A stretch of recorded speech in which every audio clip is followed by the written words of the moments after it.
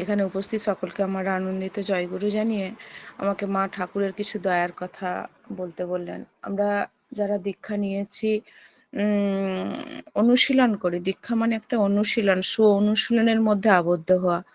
তো তারা দয়া পেতেই থাকে। শুধু আমি নই, প্রতিটা মানুষই। তো আমার জীবনে একটা দয়ার কথা, আ দয়াময় আচার্যদেব অ্যাকচুয়ালি এই যুগে ঠাকুর এলেন, আচার্য পরম্পরা রেখে গেলেন। এটা খুব আমাদের কাছে খুব মানে কি বলবো, খুব বড় পাওয়া। তো আচার্যদেবকে না ধরে আমরা ঠাকুরের কাছে যেতে পারবো না। উনার হাত ধরেই আমাদেরকে যেতে হবে। উনিই পৌঁছে দেবেন। মানে একটা ইট, দুটো ইটকে গাঁথতে গেলে, মানে কনস্ট্রাকশন যখন তৈরি হয় মাঝে তো সিমেন্ট লাগে। আচার্যদেব হচ্ছেন সেই জিনিস। তো আচার্যদেবের দয়ায় আমার আমার পশ্চিম মিদনাপুরে আমার শ্বশুরবাড়ি, মানে বাড়ি এক বর্তমানে আরকি। তো এখানে একটা বাড়ি করার সিদ্ধান্ত নেয়া হয়েছিল। আচার্যদেব বলেছিলেন যে বাড়ি করতে। তো করা হচ্ছে। দেখুন, ঠাকুর দয়াময় করুণাময় তো আছেন। আচার্যদেব কি করতে পারেন? ঠাকুর তো অবতারই, উনি অবতার। আমি ওখানে ছিলাম আরকি। আমার স্বামী তো চাকরি, ও চলে এসেছিল, আমি ছিলাম। আমার কাকা শ্বশুরদের বাড়িতে থাকতাম আমি। থেকে বাড়িটা করা হচ্ছিল, বাড়িটা ভেঙে। তো আ আমি একটি উপরের রুমে শুতাম। আমি আমার মতো যা আমার ঠাকুরের আচরণ করে নিতাম। ওরা তখন অদীক্ষিত ছিল। তারপরে ওদের দীক্ষা হয়েছে আমি থাকাকালীনই। ঘরে যখন সৎসঙ্গ দিলাম ওরা সব দীক্ষা নিয়েছে। তো প্রতিদিনই তো ধরুন স্বামী ছেলে বাইরে আছে আর এবং আমি প্রত্যেকের মঙ্গল কামনা করি। যে ঠাকুর আমার যে মহাশত্রু, শত্রুতা করে তারও মঙ্গল করো তুমি প্রতিদিন ইষ্টভীতি শাস্ত্রায়ণী করার সময়। সেদিনও যেমন হয় রাত্রে, মানে আমি বলতে আমার মানে কি বলবো, কণ্ঠ রুদ্ধ হয়ে যাচ্ছে। আমি ঠিক ওই ৩:৩০ ৪টের দিকে স্বপ্নে দেখছি মালিক বর্তমান আচার্যদেব যেন ডেড বডি হয়ে পড়ে আছেন, রক্তমাখা অবস্থায়। আমার মনটা প্রচন্ড খারাপ হয়ে গেছে। আমি মানে বিছানা থেকে কাঁদতে উঠে হাত মুখ ধুয়ে নাম ধ্যান যেটুকু করার করে নিয়ে ইষ্টভীতি শাস্ত্রায়ণী করে ঠাকুরকে বলছি, আচার্যদেবকে বলছি যে, "এ কি, কেন এরকম আমি দেখলাম? তুমি তো মালিক, তুমি ভগবান, তোমাকে আবার কি এরকম দেখব?" দিয়ে আমি স্বপ্নে দেখছি যে ওরকম একটা সাদা কাপড়, মানে ডেড বডি যেরকম থাকে রক্তাক্ত অবস্থায় ওরকম আছে। আমি তখন প্রশ্ন করছি ওনাকে, "আপনি যে ভগবান, আপনাকে যদি মেরে দেয় তাহলে আমরা কোথায় থাকবো? আপনি প্রাণ প্রাণ মানে আমি বলতে চাইছি ঘুমের মধ্যে যে আপনি তো প্রাণ সৃষ্টি করুন আপনার মধ্যে।" তো আমি দেখছি স্বপ্নে আচার্যদেব প্রাণবায়ুটা ঢুকিয়ে নিলেন। দিয়ে উঠে বসলেন, বসে উম হাসছেন আরকি একটা। তো তখন আমি তো স্বপ্নের মধ্যে দেখছি আমার বিরাট কষ্ট হচ্ছে। মনে হচ্ছে প্রাণটা ফেটে যাচ্ছে। কিন্তু ওই প্রশ্নটাই বারবার করছি যে, "আপনি তো ভগবান না? আপনাকে তো ভগবান মানি আমি। তাহলে আপনার কি করে এরকম হতে পারে?" কোনদিন না। দিয়ে আমি ঝেড়ে উঠে আমি উম উম বাথরুমে গেলাম হাত মুখ ধুয়ে। আমি বললাম, কিন্তু মনটা খুব খারাপ, কাউকে শেয়ার করিনি। মানে আমার যা যে আছেন, ও যাদের বাড়িতে ছিলাম, আমি কিছু বলিনি। কিন্তু আমার মনটা প্রচন্ডই খারাপ। দেখুন, উনি সব ইনফরমেশন দিয়ে দেন। আমি ঢেঁকি স্বর্গে গেলেও ধান মানে তো। তো আমি আমার মিস্ত্রিগুলোকে উম সবসময় ঠাকুরের কথা বলতাম। তার মধ্যে দীক্ষিত ছিল কয়েকজন। তো ওই ভদ্রলোক হুগলি ডিস্ট্রিক্টের লোক তো, কামারপুকুর মন্দিরের সঙ্গে বলত যুক্ত ছিলাম। আমাকে বলত যেটুকু। তো আমি বলতাম যে, "মন্দিরে যাবেন, ইষ্টবিধি ঠিক করে করেন, বৌদি করে?" এরকম খোঁজখবর নিতাম। তো ওই মন খারাপ অবস্থায় আমি যেমন করার করণীয় কাজ করে আমি, মিস্ত্রিরা এসছে। আমি আমার হাসব্যান্ডের সঙ্গে কথা বলছি কাজ নিয়ে। উম দেখলাম ওরা এলো, পিছনে বালি চালতে গেল। হঠাৎ একটা লেবার ছুটে এলো। এসে জলের বোতলটা নিয়ে যাচ্ছে। তো আমি বললাম, "কি হলো গো? তুমি এত ছুটাছুটি করছো কেন?" "না, ওইখানে তপনদা খিঁচছে।" উম আমি বললাম, "তার মানে?" "কি হলো?" দিয়ে আমি ওকে বলছি, "তোমার কাছে তুমি ফোনটা রাখো। আমি কোনো মিস্ত্রির শরীর খারাপ, আমি দেখি।" ফোনটা রেখে দিলাম। আমি কিন্তু ওই মিস্ত্রিগুলো হাইটে উঠে কাজ করতো, এসব করতো বলে আমি ঠাকুরকে বলতাম, "ঠাকুর দেখুন, ওই বাড়িতে যদি কারো কিছু খারাপ হয় সেটা তো আমারই মানে আমার দুর্নাম, মানে আমি ভাবি আমার ঠাকুরের ঘর, আচার্যদেব দয়া করেছেন, আশীর্বাদ করেছেন করতে ভালো করে। তো তাহলে সেটা তো আমার ঠাকুরেরই খারাপ। আমি প্রতিদিন বলতাম, "ঠাকুর, ওরা যেন সব ঠিক থাকে, ওরা অত উঁচুতে কাজ করে", এবং বলতাম যে, "তোমরা একটু সেফটি মেইনটেন্যান্স করে কাজ করবে।" দিয়ে আমি দৌড়ে গিয়ে দেখি ও পুরো মানে হার্ট অ্যাটাকের মতো হয়েছে আরকি। ওরা মাথায় জল ঢালছে, আমি তখন নাম করছি। আমি, "ঠাকুর, তুমিই রক্ষা করতে পারো।" তার তো যা দেখুন, মানুষ যখন মৃত্যুটা তো খুবই খারাপ। কিন্তু যেটা ঘটার ঘটবেই। আমার একটাই অবলম্বন পরমপিতা। আমি নাম করছি এবং তার সংসারটা খেটে খাওয়া মানুষ ভেসে যাবে। আমার উপরেও চাপ আসবে নানান রকম। আমি নাম করছি। নাম করতে, করতে কিছুক্ষণ পরে ও চাইলো যে, বলছে, আমি বলছি, "দাদা, আপনার কি হচ্ছে?" না, আমি কিছু প্রশ্ন করলাম, "কি খেয়েছেন সকালে? ইষ্টভৃতি করেছেন তো?" আ যখন বলছে, "হ্যাঁ, আমি ইষ্টভৃতি করেই বেরিয়েছি। চা-টা খেয়েছি।" ওরা যা বলল খেয়েছি। আমি বললাম, "ঠিক আছে।" দেখুন, আচার্যদেবের দয়াটা, ঠাকুরের দয়াটা, আমাকে ওর মৃত্যুযোগ ছিল। আমি যেটুকু বুঝেছি আমার উপলব্ধি দিয়ে। ওর মৃত্যুযোগ ছিল ওইখানেই, আমার ঘরে, ওই যে ঘর আচার্যদেব আশীর্বাদ করেছেন ওখানে। এবং আমারও একটা ওই বাড়িটার একটা দুর্নাম যে কাজ করতে, করতে একটা মিস্ত্রি মারা গেছিল। ওই পরিবারটার ক্ষতি, এবং আমার উপরেও নানা চাপ আসতে পারত যে এত লাখ টাকা দিতে হবে বা কিছু নানান রকম সমস্যা। উনি কেমন দয়া করে বাঁচান মানুষকে, উনার দয়ার অন্ত নেই। আমি তখন, যখন ঘটনাটা ঘটলো, আমি ধরুন ওই 3:30 4টের দিকে স্বপ্নটা দেখেছি। যখন ঘটনাটা ঘটলো তখন ধরুন ওই 8টা 8:30 বাজবে।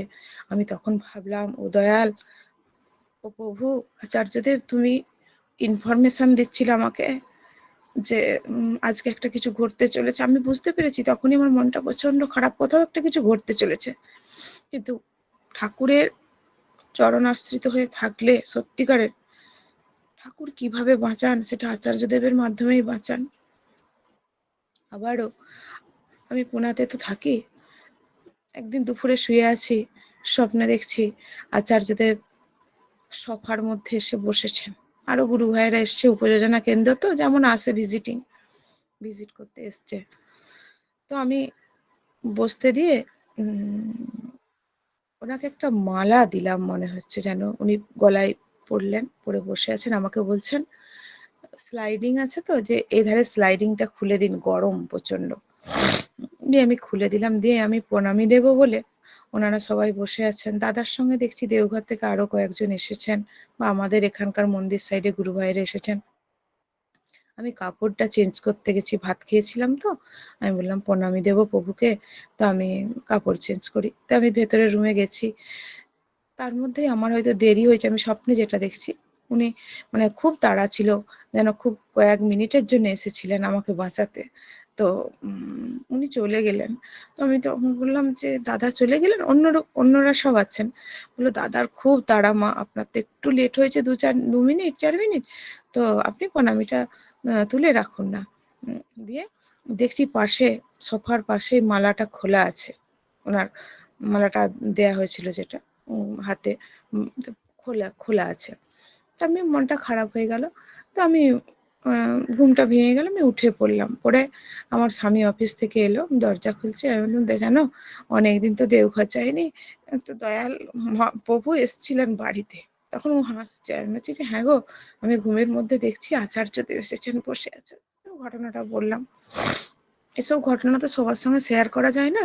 এখন আমি বলছি দয়ার কথা লিংকে। কিন্তু তখন কোনো এক বিশেষ মায়ের সঙ্গে আমার ভালো পরিচয় ছিল। উনি ঋত্বিকের স্ত্রী বা আচার্য সঙ্গ খুব করেন, খুব যান। কলকাতায় বাড়ি। তো আমি বলছি, "দিদি জানো, আজকে এরকম স্বপ্নে দেখছিলাম। তো কি ব্যাপার আমি বুঝতে পারছি না। উম আমার খুব কষ্ট হচ্ছিল। প্রণামীটা দিতে পারিনি তো। তো আমি প্রণামীটা তুলে রেখেছি।" তো তখন উনি আমাকে বলছেন, "ওই দিদি, রিঙ্কু, তোমাকে মালিক বাঁচাতে গেছিলেন। তুমি দেখবে তোমার একটা ঘরে কিছু ফাঁড়া আছে। সেটাকে উম উনি রক্ষা করবেন বলেই গেছিলেন।" তো আমি ঠাকুরের কাছে বলি, "ঠাকুর, ঘর তো তোমার, তোমার সার্ভেন্ট আমি, তোমার ঘরে আছি। তোমার আদেশ নির্দেশ পালন করে তো চেষ্টা করছি, এইটুকুই।" বলে ঠিক ১ সপ্তাহ, একটু বেশি হবে কি, ১ সপ্তাহের মধ্যে আমার সুস্থ স্বামী হঠাৎ এমন শরীর খারাপ, কি বলবো? কি? না, নিরামিষ তো খাই, হালকাই খাই। কাঁচা পোস্ত, আলু সেদ্ধ, ভাত খেয়েছি রাত্রে। খাবার বলতে আর সারাদিন নরমাল খাবার। সকালবেলা ইষ্টবিধি এসব করার পর ও বলছে আমার শরীরটা একটু খারাপ করছে। আমি বললাম, কেন? কি হচ্ছে? না পেটটা যেন কেমন হচ্ছে বলছে। দিয়ে বমি করলো ২-৪ বার। ২-১ বার। আমি যেমন প্রাথমিক ট্রিটমেন্ট ঘরে করলাম। নুন চিনি বা ওআরএস বাড়ির ফ্রিজে ছিল দিলাম, সব করলাম। বলল পায়খানায় যাবো ২ বার। তত কিছু হয়নি তেমন। কিন্তু দুপুরের দিকে আমার ছেলে বাইরে গেছে পড়তে। মানে আমাদের মানে আমাদের সঙ্গেই আছে কিন্তু পড়তে গেছে। তো এবারে কি ওকে নিয়ে যেতে হবে। আমি বারবার বলছি তাহলে চলো ডাক্তারখানা। বলছে যাবো এরকম করছে। কিন্তু দুপুরের দিকে দেখছি ব্যাপারটা deteriorate করছে। তো এবং ও পায়খানা রুমে ঢুকে আর বেরোতে পারছে না। তো দরজা লাগিয়েছে, ওখানে অজ্ঞানের মতো হয়ে গেছে। তারপরে যাই হোক ফিরেছে। আমি শুধু ঠাকুরকে বলছি, ঠাকুর রক্ষা করো। ঠাকুর যা করলে ভালো হয় তুমি করো। আচার্যদেবকে বলছি, তুমি তো এসেছিলে, কি আমি বুঝে পারছি না। যাই হোক বলে যখন আমি একজন গুরুবোনকে ফোন করে যে হ্যাঁ রে ওর হাসব্যান্ড আছে কিনা, তো গাড়িটা নিয়ে একটু আসতে বলতো, জয় তো বাড়িতে নেই, কি করে নিয়ে যাব। তো ও এলো, ডাক্তারের সঙ্গে অ্যাপয়েন্টমেন্ট করা হলো। ডাক্তারকে বললাম, বলল আপনি যেমন করছেন করে ওষুধগুলো দিয়ে যান, কিন্তু আমি এই টাইমে বসবো, আসুন। ও তখন কিন্তু পুরো নেতিয়ে পড়েছে, মানে ডিহাইড্রেশন হয়ে গেছে পুরো। তো আমি আর এবং প্রচন্ড জ্বর বলে আমি নিয়ে গেলাম। আমি যখন ওকে ঘরে তুলছি, নাড়িয়ে ওঠো, মুখে বারবার জল দিচ্ছি, তখন ওর কিন্তু মানে সেই কি বলবো কোমার দিকে চলে যাচ্ছে এরকম একটা ভাব। তো আমি ঠাকুরের নাম করছি, আমি যেটা করণীয় যেটুকু আমি স্ত্রী হয়ে করার করছি। দিয়ে গুরু ভাইটা এলো, ওকে আমি যা হোক করে নিচেই নিয়ে গেলাম লিফটে। দিয়ে ডাক্তারবাবুকে দেখাতেই ডাক্তারবাবু বললেন অক্সিজেন লেভেল কমে গেছে, প্রেসার ফল্ট করছে, আপনি ইমিডিয়েটলি নার্সিং হোমে ভর্তি করুন। তো আমি একটা ওষুধ এখন জাস্ট দিচ্ছি এই হাই ফিভারটা নামার জন্য। ওষুধ আমি তখন কিন্তু প্রার্থনার সময় দেখুন আমি জানি যা করবেন পরমপিতা। আমি ওই মুহূর্তেও ওকে ধরে ওইখানেও কিন্তু নেতিয়ে পড়ছে। একটা জায়গায় বস করিয়ে নাম করছি। তখন কিন্তু করোনার সময় নাম দিয়ে প্রার্থনার সময় হলো, আমার অ্যালার্ম বাজলো, আমি প্রার্থনা করছি। আমি ওকে আস্তে করে নাড়িয়ে বলছি, তুমি প্রার্থনা করো। কিন্তু ও তো পারছে না করতে, নেতিয়ে যাচ্ছে। ওই দোকান থেকে ওষুধটা কিনে এনে খাইয়ে প্রার্থনাটা শুরু করেছি। প্রার্থনাটা শুরু করতেই ও এমন ঘামছে মনে হচ্ছে যেন এক্ষুনি হার্ট ফেল করে যাবে। তো আমি ধরে বসে আছি আর ওই প্রার্থনাটা করছি। করে আমি ভাইটাকে বললাম, তুমি একবার বাড়ি নিয়ে চলো আমাকে। উম তো জিনিসপত্রগুলো তো নিতে হবে নার্সিংহোমে ভর্তি করলে। দিয়ে আমি ওপরে এসছি। সে পরম ও গাড়িতেই আছে, মানে লটকে আছে। আমি ঠাকুরকে বলছি, ঠাকুর যা করলে ভালো হয় তুমি করো, তুমি ছাড়া তো আমার কেউ নেই। আমি ভালো করতেও বলবো না, কিছু বলবো না। যা করলে ভালো হয় করো।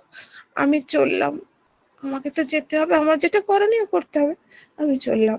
দিয়ে ওকে নিয়ে চলে গেলাম নার্সিংহোমে। যখন আমি নিয়ে গেলাম, মানে আমার যে নার্সিংহোমে টার্গেট ছিল কলম্বে এশিয়া, আমি সেখানকে নিয়ে যেতে পারিনি। কেননা পুরোটাই রিস্ক হয়ে যাবে, ওর অক্সিজেন লেভেল কমে যাচ্ছে। তো তো আমার কাছাকাছি যে নার্সিং হোম মোটামুটি ফেসিলিটি আছে, আমি দিলাম। কেননা পুনাতে প্রচুর জ্যাম হয়, আমরা যেই জায়গায় থাকি। হয়তো আমার কলম্বে এসে আমি যেই নার্সিং হোমের টার্গেট করেছি যেতে যেতে হয়তো ১ ঘন্টাও লাগতে পারে, আধ ঘন্টাও লাগতে পারে, আবার ২ ঘন্টা ৩ ঘন্টাও লাগতে পারে।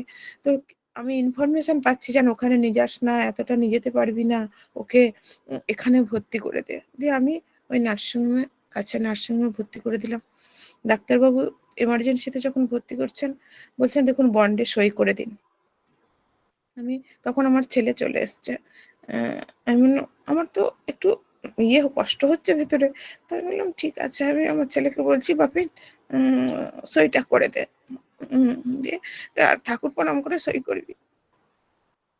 দিয়ে ও ঠাকুর প্রণাম করে সইটা করলো। দিয়ে আইসিইউতে ভর্তি করলো। এবারে বাড়িতে ওই ছেলে, আমি উম আর তো ঠাকুর আছেন সবসময় মাথার উপর, আর তো কেউ নেই যে হ্যাঁ আমাদের গুরু ভাইয়েরা। এবারে সেই মুহূর্তে ও চলে এলো। আমি আর কাউকে ব্যস্ত করিনি, এমন একটা জায়গায় তো মোটামুটি ভর্তি করে দিয়েছি, এবার যা করবেন ঠাকুর করবেন।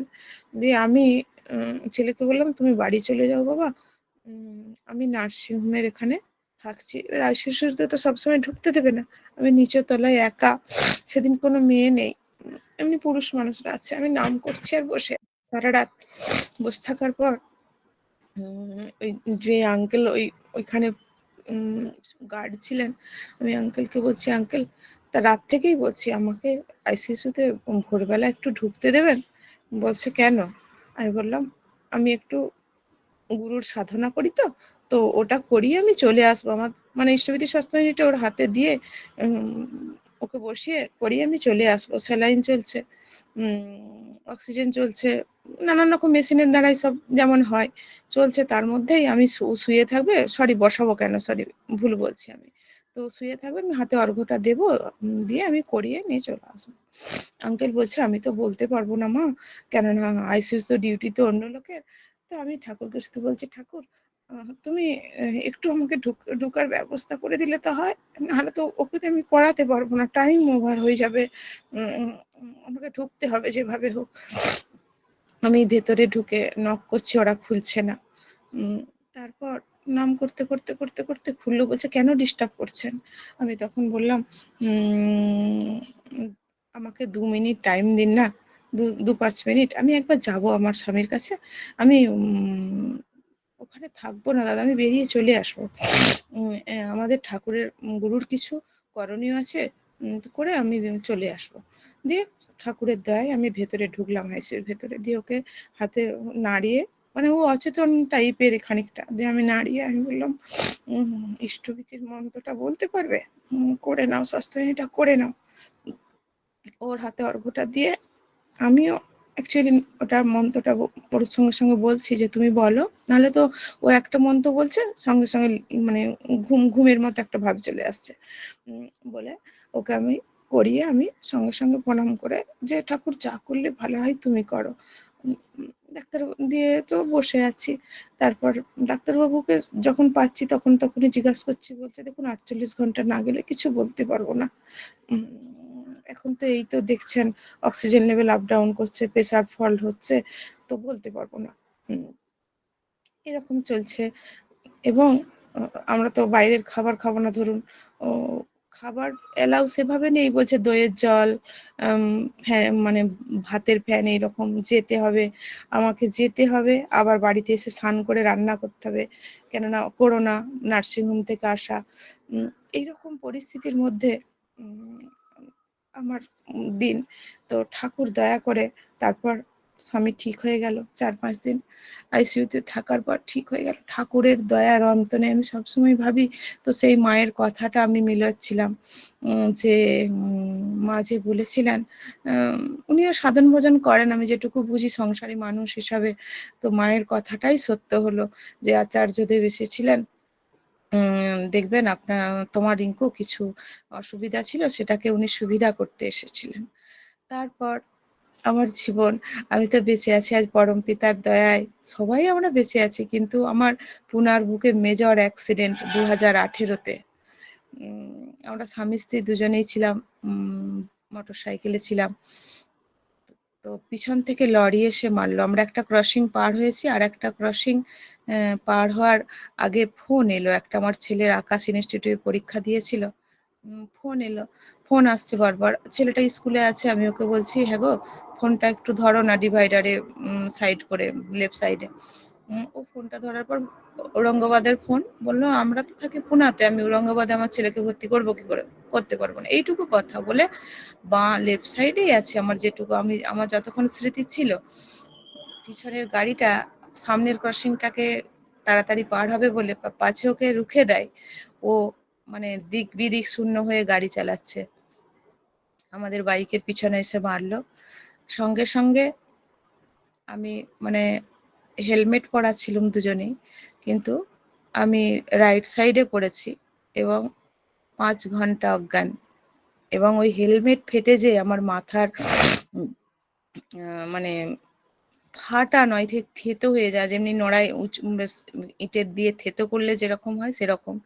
এবং পুনার মতো জায়গায় রাইট সাইডে পড়ার পরও কাশ্মীর মতো পিঁপড়ে শাড়ির মতো যেখানে গাড়ি যায় একটা ক্রসিং খুলে দিলে সেইখানে আমি রাইট সাইডে পড়ে থাকার পরেও ওই ৫ ঘন্টা অজ্ঞান থাকার পরেও আমি আমাকে নার্সিংহোমে ভর্তি করলো। করার পর ডাক্তারবাবুরা মেজর ডাউট করছেন যে hip joint, spinal cord, brain অনেক কিছু মেজর চোট বা খারাপ হতে পারে, যেটা আমরা এখন কিছু করতে পারবো না। ইনভেস্টিগেশন না করলে কিছুই করতে পারবো না। কিন্তু আমার জ্ঞান ফেরাতে পারিনি ৫ ঘন্টা। ওরা খুব রমদারমদি করছে। তারপর আমার যখন জ্ঞান ফিরল, আমি ভাবছি বর্তমান স্মৃতিটা আমি সেটুকু আছে, কিন্তু আমার যে আগের স্মৃতি কিছু মনে নেই। আমার সামনে যেটুকু আছে আমি দেখতে পাচ্ছি যে একজন চারদিকে ঘিরে ডাক্তার, নার্স সব দাঁড়িয়ে আছেন। কিন্তু আমার যখন জ্ঞান ফিরেছে, আমার ফার্স্ট ঠাকুরের কথা মনে পড়ছে। আপনারা বিশ্বাস করুন, আমি কি পুজো করিনি? আমি এখানে কেন? আমি পুজো করেছি তো? বৃহস্পতিবার ছিল সেদিন। তার আগের কত ঘটনা, আমি দেওঘর গেছিলাম। আমাদের ডানকুনিতে বাড়ি আছে, ঠাকুর দিয়েছেন। কলকাতার পাশে ডানকুনি আছে না, ওখানে বাড়ি আছে। আমি পূর্ববর্তী আচার্যদেব দয়া করে বাঁচিয়েছিলেন সেবার। আমি মন্দির থেকে আম নিয়ে দাদাকে দিতে গেছি। ঋত্বিক দেবতা আমাকে বলল, "মা তুমি যাও।" আমি বললাম, "কাকু আমার তো আর ২-৩ দিন পরে ট্রেন, আমি যাব কি করে? আমার মেয়েলি যে অসুবিধা ওইটারও টাইম হয়ে গেছে, বা আমাকে ফিরতে হবে। এর মধ্যে আমাকে একদিন শ্বশুরবাড়ি যেতে হবে, মানে ওই পশ্চিম মেদিনীপুর, ওই ঘাটালের পাশে। তো ওইখানে তো সৎসঙ্গ ধরা আছে, ওখানে যাব। তো তাহলে আমি বলল, "না আমি তো বলছি তুমি যাও।" তো ঋত্বিকের মধ্যে ঠাকুর কথা বলেন তো ঢুকে। তো আমি দেওঘরে গেলাম। দাদা, আমি কিছু জিনিস দাদার জন্য নিয়ে গেছি, খাবার জিনিস, যেগুলো উনি ভালোবাসতেন আমি শুনেছি, নিয়ে গেছি। তো যে দাদা ওটা নিবেদন করছেন যে, "মা আপনার জন্যে কাঁচা পেয়ারা, কচি শসা আরো কিছু নিয়ে গিয়েছিলাম, নিয়ে এসছে দাদা।" দাদা দেখছেন না। দাদা, আপনারাও তো জানেন দাদার চোখে চোখ রাখা যাতা নয়। সেই চশমার ফাঁক দিয়ে আমাকে দেখছেন শুধু। আমি তখন ভাবছি, নাম করছি যে, "প্রভু, আমি কি কিছু খারাপ করলাম? আমি তো বুঝে পারছি না কি অন্যায় করলাম। আপনি এরকম করে আমার দিকে তাকাচ্ছেন, আমি বুঝে পারছি না।" উম দিয়ে আসার ওই ১৫ দিনের মাথাতেই আমার আবার পুনাতে ফেরার পরেই ওই মেজর অ্যাক্সিডেন্ট। এবং সেই অ্যাক্সিডেন্ট উম আমার জীবনে কি বলবো, একটা ভয়ঙ্কর পরিস্থিতি, একটা ভীতি, এবং যে এভাবে মানুষ বাঁচে।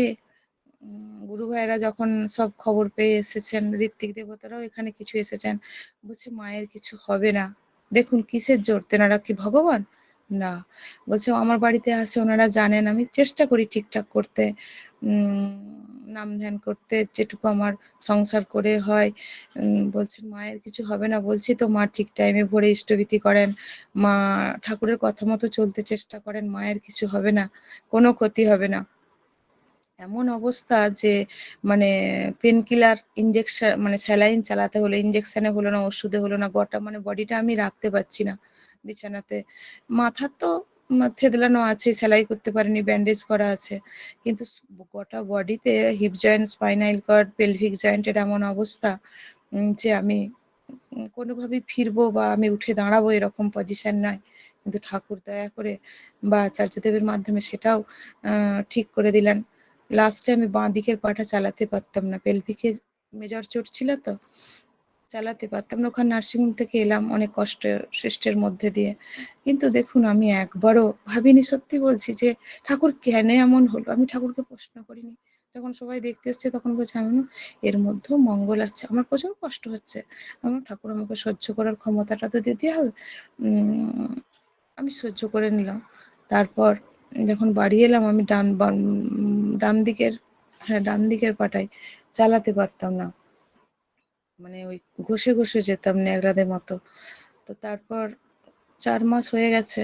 আবার ডাক্তার দেখাতে যাওয়া আসা যেমন হয়, ডাক্তারবাবু বলছেন টাইম লাগবে, টাইম লাগবে। ওষুধ চলছে। আমি একদিন রাত্রে, তারপরে ২-১ দিনেরও ডাক্তার দেখাতে যাবো ও বলছে। আমি বললাম, "না, আমি আর ডাক্তার দেখাতে যাবো না। এত ওষুধ আমি আর খাবো না, আমি যাবো না। যা হবে ঘরেই হবে।" উম বলে স্বপ্নে দেখছি উম পূজানিয়া মা, আমি দেওঘর গেছি। মা, আপনারা সবাই একটা ছবি দেখেছেন যে দাদার হাত ধরে ওই না মানে যেখানে ওনারা বসতেন ওখানটায় ঘুরছে। তো ওই ছবিটা আমার চোখের সামনে ভেসে আসছে। আমি উম দেখলাম হঠাৎ পূজানিয়া মা উপরে চলে গেলেন। আমিও পিছন চলে গেছি, দেখছি। গিয়ে বলছি, "মা আপনার কি হলো?" বলছে, "ওই যে আমার পায়ে ব্যথা না, বড় কষ্ট হচ্ছে।" আমি বললাম, "আপনার পাটায় হাত" ওনাদিকে তো ছোঁয়া চলে না আমি জানি। আমি বললাম, "আপনার পাটায় একটু হাত বুলিয়ে দেবো? আপনি যদি বলেন তাহলে হাত দেবো।" বলছে, "হ্যাঁ, তাহলে দাও।" দিয়ে আমি পাটায় হাত বুলোচ্ছি, দেখছি বউরানী মা সিঁড়ি বেয়ে উঠে এলেন। "কি হলো মা আপনি বাবার সঙ্গে হাঁটতে এখানে চলে এলেন?" তখন বলছেন, "ওই যে আমার পায়ে প্রচণ্ড ব্যথা, কষ্ট, পাটা ব্যথা করছিল। আমি চলে এলাম।" আপনারা বিশ্বাস করবেন নি সেই সব ভোরের স্বপ্ন দেখেছি আমি। দিয়ে আমি সেই দিন থেকেই বলতে পারেন পাটা আস্তে আমি চালাতে পারলাম এবং ১ সপ্তাহ হবে কি না হবে তাও নয়। আমি নিচেই নেমে মর্নিং ওয়াক করতাম। অন্য গুরুবোনেরা বিল্ডিং থেকে দেখে আমাকে ফোন করে বলছে, "দিদি তুমি হাঁটছো?" মানে ওরা তখন তো ইষ্টভৃতি জমা হতো বাড়িতে। আসতো। আমি চা করে দিতে পারতাম না। ওদেরকে খেতে দিতে পারতাম না। দয়া করে দিদি। টাইম হয়ে গেছে না? তো এই হচ্ছেন আমার ঠাকুর। আমরা যদি ঠাকুরকে নিয়ে থাকি, ঠাকুরের দয়ার অন্ত নেই। জয় গুরু। ভুল ত্রুটি হলে মার্জনা করবেন। সবাই ভালো থাকবেন। জয় গুরু। জয় গুরু দিদি। ভুল ত্রুটি ধরার ক্ষমতা নেই। আপনার জীবনে এত দয়া। আমার শ্রদ্ধেয় দেবপ্রসাদ দা আছে। শ্রদ্ধেয় দেবপ্রসাদ দা। জয় গুরু। দাদাকে জয় গুরু। জয় গুরু মা, জয় গুরু। খুব সুন্দর। এতক্ষণ আমরা জীবনের বাস্তব অভিজ্ঞতার কথা, ভগবানের অনুভূতির কথা, আচার্যদেবের অনুভূতির কথা আমরা শুনছিলাম। মানুষের জীবনে ইষ্টকেন্দ্রিক জীবন হলে সমস্ত আপদ বিপদ থেকেই ত্রাণ পাওয়া যায়। তার জ্যান্ত উদাহরণ হচ্ছেন মা। আমরা সকলেই প্রেরণা পেলাম, অনুপ্রাণিত হলাম, উদ্বুদ্ধ হলাম পরম পিতার রাঙারাতুল চরণে। আমরা সকলে মিলে আপনার সার্বিক কল্যাণ প্রার্থনা করি। আপনি সুখে শান্তিতে আনন্দে ভরপুর হয়ে থাকুন, বিধাতাকে মাথায় নিয়ে সারাটি জীবন সপরিবার সপরিবেশ দীর্ঘায়ু নিরোগ জীবন লাভ করুন, এই কাতর প্রার্থনা। আমাদের সঙ্গে রোজ যুক্ত থাকুন, পরবর্তীতে আবার শোনার সুযোগ হবে। জয় গুরু মা।